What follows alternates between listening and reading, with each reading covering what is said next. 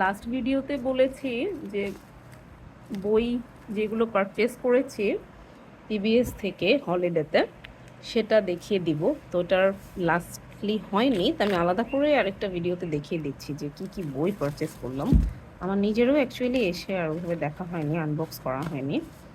So গিফটেরগুলো দেখাচ্ছি না, আমি আমার নিজের জন্য যে পারচেস করেছি বইগুলো সেটা দেখাচ্ছি।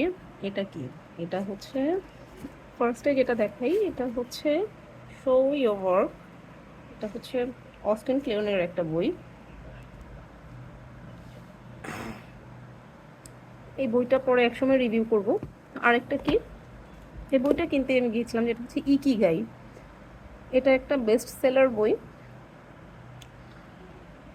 এটাও পরে রিভিউ করব বলে। আর মেইনলি আমি যেই জন্য গিয়েছিলাম, এটা হচ্ছে এই টাইপের একটা বই আমার একটু দরকার ছিল, তো এটা আমি আনলাম একটা পারপাসে, আমার লাগবে।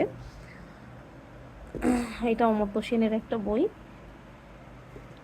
আরেকটা বই কি কিনলাম, এটা হচ্ছে ক্রাইম অ্যান্ড পানিশমেন্ট। আমি নিজে তো আসলে সারাক্ষণ ক্রাইম পানিশমেন্ট এগুলো নিয়েই কাজ করি। আমি যে ইউনিটটিতে কাজ করি সেটা হচ্ছে পুরোটাই ক্রাইম সার্ভিলেন্স অপারেশনস নিয়ে কাজ করি, যার জন্য এই টাইপের কোনো কিছু দেখলে আমি হয়তো সেটা গ্র্যাব করে ফেলি। আর যেহেতু বই কেনার একটা ব্যাপার আছে আমার মধ্যে, আমি যখন বইটা পারচেস করি তখন এই ধরনের কোনো কিছু সামনে চলে আসলে আমি সেটাও পারচেস করে ফেলি মোটামুটি। এটা জানি না, এটা হয়তো অজান্তেই হয়ে যায়।